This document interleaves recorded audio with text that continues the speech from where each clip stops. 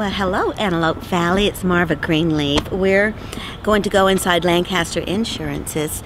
They provide all kinds of services, and I had a mutual fund. It was small, but I had a mutual fund that actually recovered, and I wanted to take that money and put it into an annuity, which is a little bit more safe and slow growing, which is fine for me. I do love to slow grow my money. Taking good care of our resources. Come on in. I'll show you.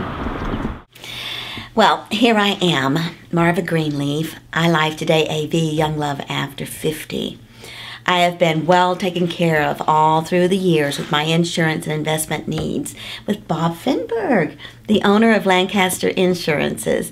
And I'm here today because I had a small mutual fund that bellied out when everything bellied out. It surprised me when it came back and recovered, but I didn't want to leave it in a mutual fund. I knew I wanted something more secure. So I got to come and spend some time with Bob Finberg, and this is what I'm doing today, signing the papers. So what we've done is we've taken the money out of the volatile mutual funds, which are subject to market risk, and we've put them in a safer environment, which is called, in this particular case, an indexed annuity. An indexed annuity is a fixed annuity, meaning that every dollar is always worth a dollar. There's never a chance of losing money in the market. And when the market does go up, then there's an option for getting interest credited to the account as the market grows, which it will over time. So the worst case scenario is that there could be a year where the market's down from its starting point and we just won't add any money to the account. That's the worst case situation, but you'll never go negative. The other interesting thing is that if we have a down year and no interest is credited that year, the insurance company resets the mark at the low point so that you don't have to climb out of the hole.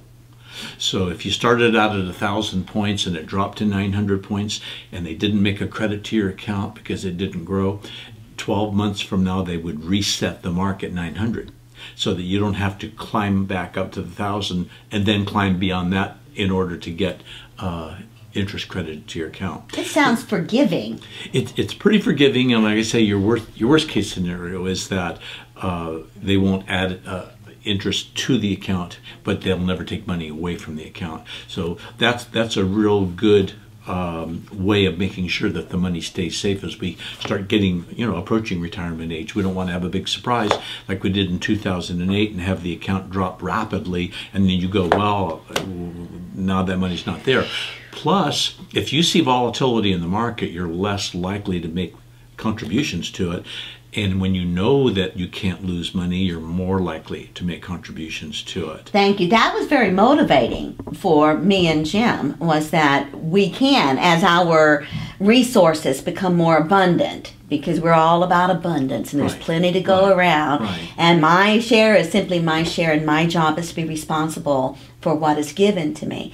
So that was the selling point, is that we could put money right directly in here and it's there for us. I have no fear of losing it. One of the things that I'm barely part of the baby boomer generation here, but one of the things that people have found themselves in a situation where they're at retirement age, getting close to retirement age, maybe they've entered into it a year or two, and they don't really have enough money set aside other than, say, Social Security. And Social Security was never meant to be your retirement account. It was always meant to be a supplement to whatever you had.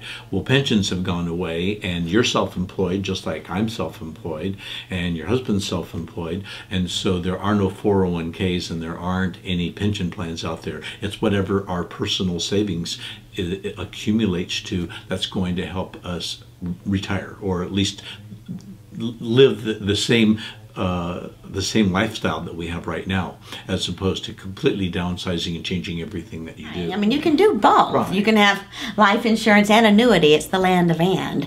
But I much prefer to pay the living. So there's two ways of acquiring an annuity. One is to make a lump sum payment. Sometimes that comes from a retirement account. We've been hearing a lot about people being bought out. They're from the city of Lancaster, the city of Palmdale, from the state of California. People are being bought out. They're being offered a significant sum of money to leave, and then their retirement account, their 401k or their pension, has to go somewhere. We've been able to roll that money over into an IRA account and put it into a place of safety. And that's another thing that we've had a lot of success with. And by the way, we have many insurance companies to deal with. We pick them based on the customer's needs. We pick the company based on my customer's preference, because all of our companies are A-rated. All of our companies are as solid as a rock. Everything from all the name brands that you've heard of to some brands you haven't heard of. And so ask us. That's all you need to do. I'm Bob Finberg. This is Lancaster Insurance Services. Give us a call, 726-1337, or stop in to see us, corner of 10th Street West and Avenue L10. Thank you, Bob. I feel successful.